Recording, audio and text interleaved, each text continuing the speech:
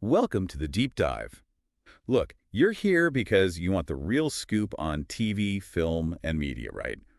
But without drowning in all the noise. Yeah, we get it. Information overload is real. Exactly.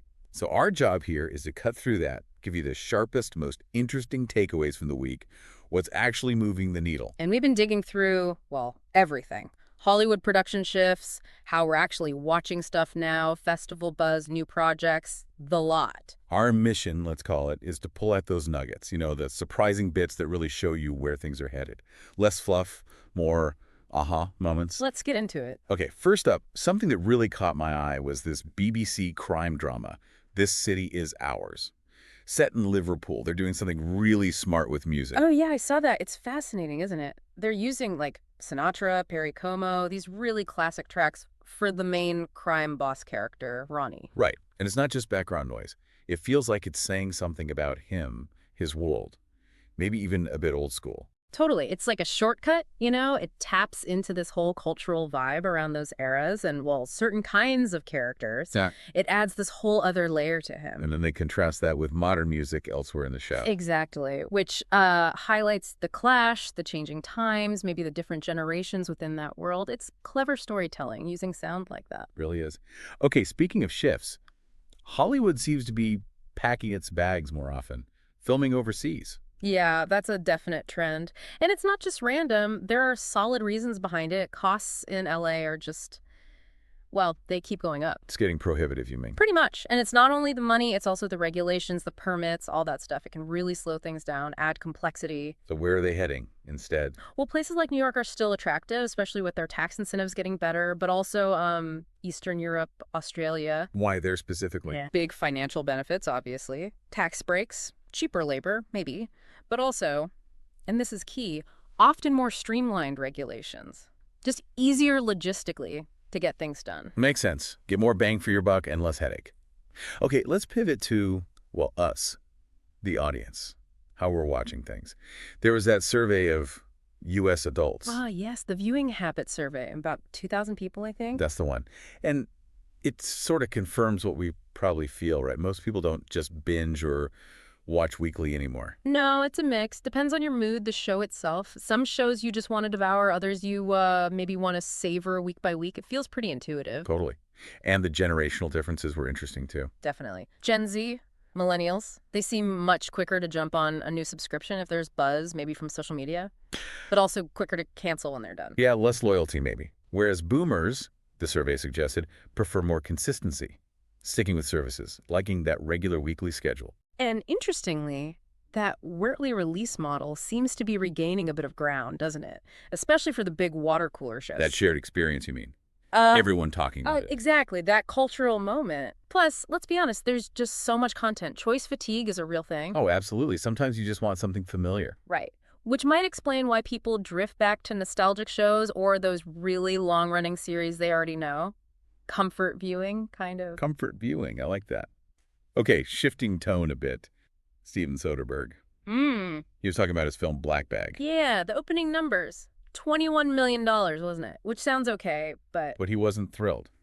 Despite good reviews, he seemed concerned. He called it a warning sign specifically for mid-budget, adult-focused films. And, I mean, he's not wrong to be concerned. Why is that? What's the worry? The worry is that the theatrical audience for those kinds of films, the ones that aren't giant superhero blockbusters or horror flicks, might be shrinking. It's getting harder to get adults into cinemas for dramas or thrillers that cost, say, $30 to $60 million. Even with a big name like Soderbergh and good reviews. Seems like it. Focus Features apparently thinks it'll break even eventually, but Soderbergh's point was broader. He thinks Hollywood needs to figure out how to get older audiences back for these movies. Maybe it's not just the films themselves, but how they're released or marketed connects back to those viewing habits, maybe? Could be. It's a tough puzzle. Now, speaking of different models, The Chosen, that series is just incredible. Their crowdfunding aspect is just, wow. How much did they raise again? Okay, so season 1, they raised $10 million, which is amazing. But then for seasons 2 and 3, they raised $30 million, crowdfunded. That's staggering, directly from the audience. It really shows the power of building that direct connection, doesn't it? Bypassing the usual studio system for funding, They created this incredibly loyal fan base who literally invested in the show. And look where it's ended up. Started on YouTube, right? Yep.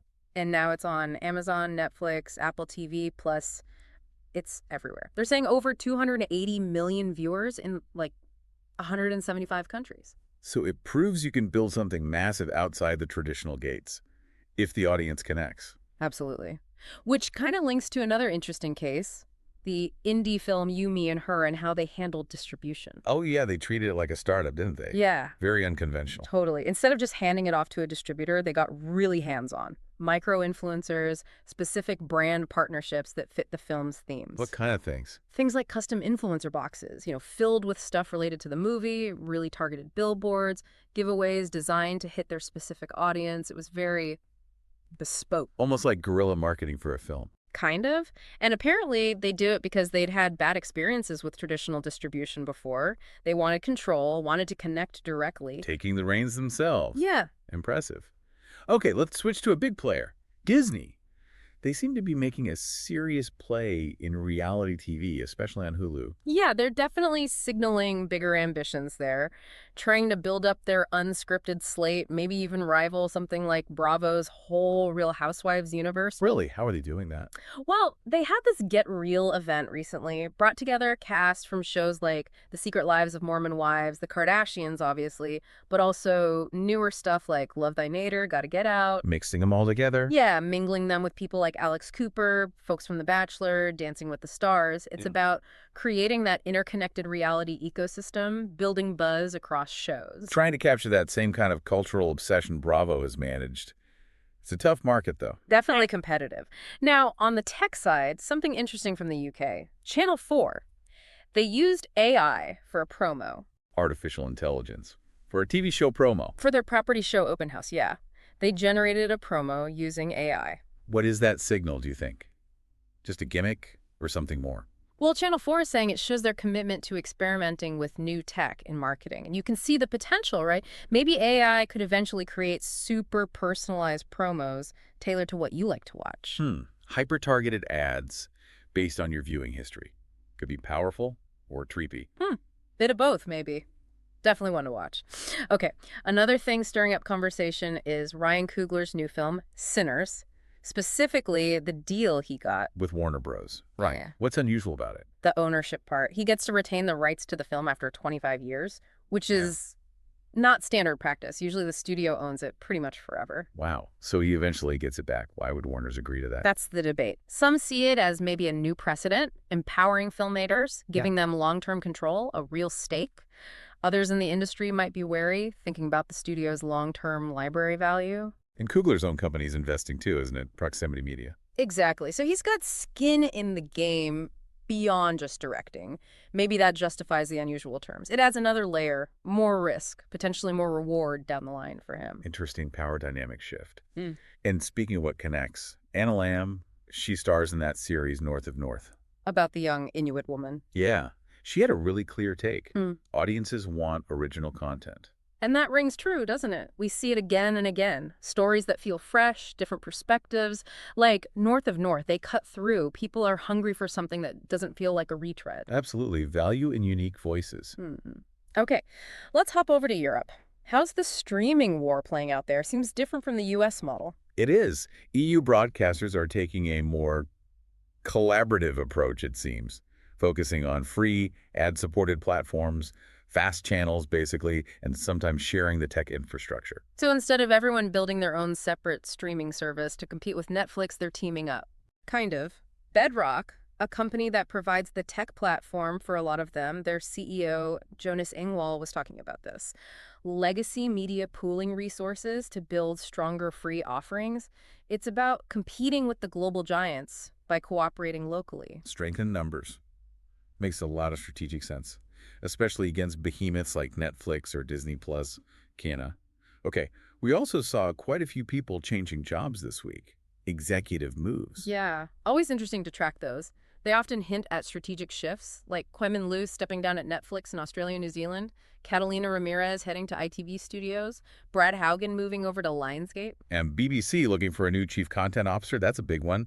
ProSiebenSat.1 keeping their CEO. Right. And Miramax TV making appointments, John Gisby stepping down from the British Screen Forum. Oh, and some layoffs at Jordan Peele's company, Monkey Paw Productions. Oh, really? That's noteworthy. Yeah, it could signal various things, maybe project slate changes, maybe just broader industry pressures hitting different places. It's a reminder it's always churning behind the scenes. Definitely. And the festivals keep rolling, showcasing what's next. And Desi, the animation festival, has its lineup for next year shaping up. Looks diverse, lots of international stuff. And Tribeca expanded its shorts program for next year, too. Got a record number of submissions, apparently. And some big names in the music video premieres there. Kid Cudi, LL Cool J. Jack White, Grace Bowers. Yeah. Yeah. Monkey Paw actually has something in there, too. Festivals remain crucial for discovery. And Cannes is always huge. Nikatsu launching Hokusai's Daughter there. Lynn Ramsey's Die, My Love is in Competition. Plus, Bryce Dallas Howard's directorial debut, Deep Cover, premiered at SXSW London. Lots happening on the festival circuit. Absolutely. Okay, let's rapid fire through some development news. There's a lot. Always. So Enola Holmes 3 started filming for Netflix. Good for fans.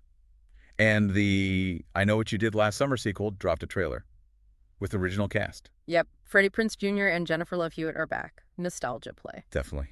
What else? An English version of a Japanese manga reset game? Yeah, with a showrunner attached. And Universal bought a spec script, a thriller called Fight. David Leitch is directing. Leitch means action. Netflix ordered Unaccustomed Earth, based on Jhumpa Lahiri's stories. John Wells producing. Quality source material there. And Bill Hader might be developing and starring in an HBO drama about Jonestown. Whoa. Okay, that could be intense. Very. Amazon greenlit a YA drama, Sterling Point. And we got the first trailer for Predator, Badlands. New twist on the formula, apparently. Always looking for a new twist. Apple TV Plus has a rom-com, Prodigies, with Will Sharp and Ayo Edebiri. Great casting. Wednesday, Season 2 teased a release window for next year. People are waiting for that one. Charles Melton starring in Nicholas Winding Refn's next film, Her Private Hell. Intriguing combo. Gal Gadot's film The Runner started filming. BBC's putting its long-running medical drama Casualty out to tender, meaning other production companies can bid to make it. Interesting move for such an established show. Paramount Plus is joining a BBC sitcom, Miss K. Phoebe Waller-Bridge has a documentary, Octopus. Trailer's out. Yep. Looks fascinating. Apple's heist thriller 12-12-12 announced its cast. John Hamm starring in an MGM Plus limited series, American Hostage. The Aussie version of Ghost started filming. CBS ordered an FBI CIA spinoff starring Tom Ellis. Expanding the franchise, Sandra Hiller and Coleman Domingo are starring in Goran Stolevsky's next film, True-ish. He's interesting. Jim Jeffries is hosting a new Fox reality show, The Snake. Peacock ordered a Love Island USA spinoff, Beyond the Villa. More Love Island. Emily Van Camp starring in a legal drama, Prejudice. Netflix ordered a docuseries about the WWE writers' room called WWE Unreal. Behind the scenes at WWE. Could be fun. HBO dropped a trailer for Jesse Armstrong's new film, Mountainhead. Satire, apparently. After Succession, people will be watching that. Couple of actors joined Netflix's WWII drama, The Mosquito Bowl. CBS ordered 2 new series for next season, Einstein and DMV. Greg Kinnear and Adie Bryant are in the Disney Plus Whole series, based on the book movie. Yep. Bobby Cannavale and Fortune Feimster joined Will Ferrell in an Amazon courtroom comedy. Noah Jupe's starring in a thriller, Play Dead. Toei Animation is doing its first English-language film, Dear Stranger. Seth Rogen is leading Andy Serkis's Animal Farm adaptation. That's been in the works a while. And Sky Deutschland has a documentary about German football legend Rudi Völler. Okay, deep breath. That's a ton of stuff in the works. What about deals? Any major ones? A few key things. Elisa, the Nordic operator, expanded its deal with Viaplay. Screen NSW in Australia announced funding for 28 organizations. Supporting local production. Screen Australia also launched the 3rd year of its Creators Initiative. Yep. And Soderbergh, busy guy, he's also developing a doc on John Lennon's final interview. That sounds fascinating. Imagine Television in Mexico secured a primetime slot for Korean dramas, showing that global reach again. Definitely. Paul Feig signed a first-look TV deal with Warner Bros. Discovery. Good get for them. And some old reliables keep going. Who Wants to Be a Millionaire renewed for season 24. And a show called Alert Squad got a distribution deal in Japan. Steady earners, but inevitably there were cancellations too. Yeah, always the flip side. What got the axe? CBS canceled Papa's House and the reality show The Summit.